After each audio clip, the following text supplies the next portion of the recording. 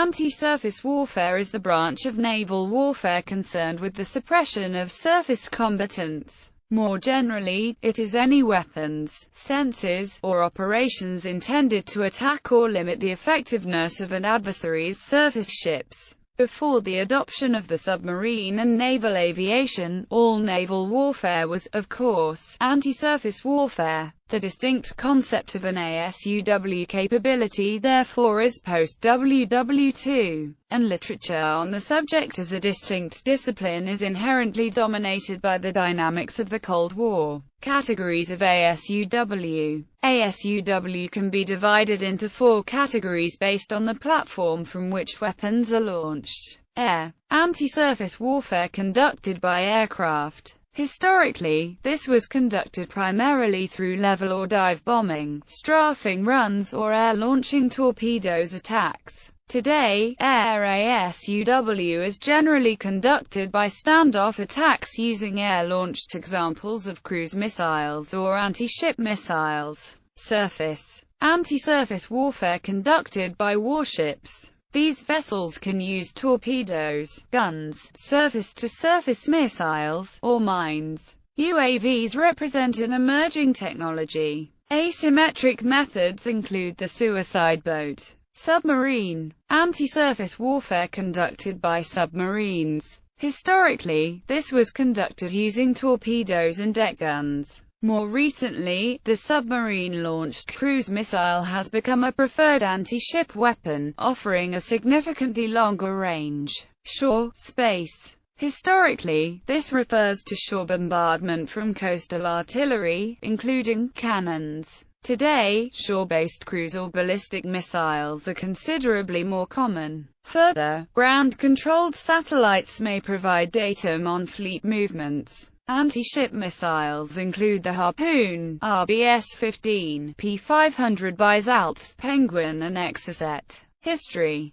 Following the results of the Battle of Taranto and the Battle of Midway, the primary combatant ship type was the CV or fleet carrier. After World War II, the ASUW concept primarily involved the multiple carrier battle groups fielded by the U.S. Navy, against which the Soviet Union designed specialized strategies that did not equate to a one-to-one match of designs. Broadly speaking, military planners in the U.S. after World War II envisioned that a Warsaw Pact invasion of Western Europe would require a massive convoy effort to Europe to supply Allied forces in theater. Against this necessity of logistical and combat support, the Soviet Union expanded its submarine fleet, which in the event of hostilities may have been sufficient to deny the supply of material to the theater. As military strategists often design counter-strategies to meet the capabilities of the rival force, the Western then responded with the construction of SOSUS lines to track Soviet submarines. From the air, Soviet naval aviation had ASUW capabilities.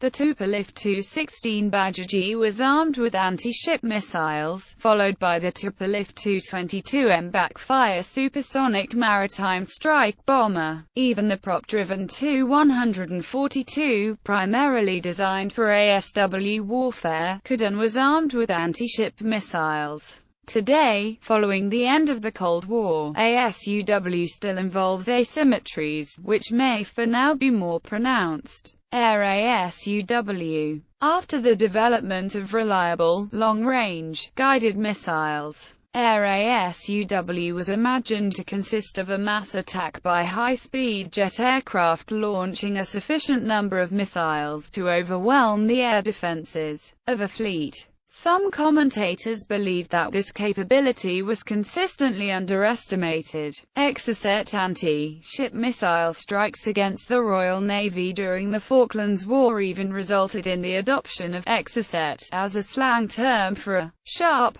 devastating and surprising attack. The Ustark incident showed a medium-sized power could significantly damage a modern frigate, with the attack of a single plane on a single ship capable of inflicting heavy damage, let alone the scenario of a multi-ship flight. Surface ASUW. After the launch of airplane-carrying heavy cruisers, it once again became possible for two fleet battle groups to engage in some sort of heavy, fleet-on-fleet surface action. The fall of the Soviet Union has prevented the results of such an action's outcome, but given the dramatically revealed capability of air ASUW weaponry, a simple, completely domination, NATO estimation would likely have been naive. Submarine ASUW. Undersea versus fleet action is commonly described as a cat-and-mouse game, where submarines seek to escape detection long enough to engage in a punishing strike against the much more valuable CV fleet groups.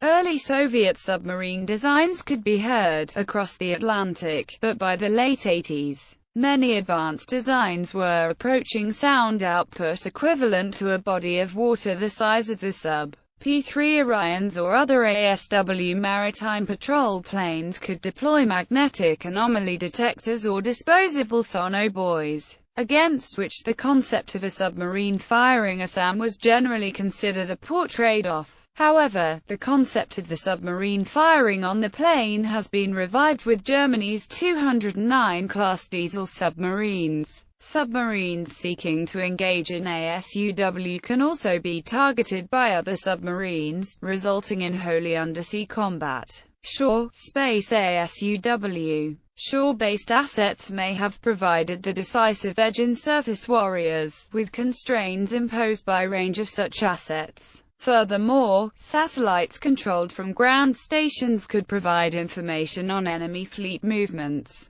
Post-Cold War. In the post-Cold War era, UAVs and asymmetric threats such as the suicide boat are adding additional complexity to the ASUW discipline.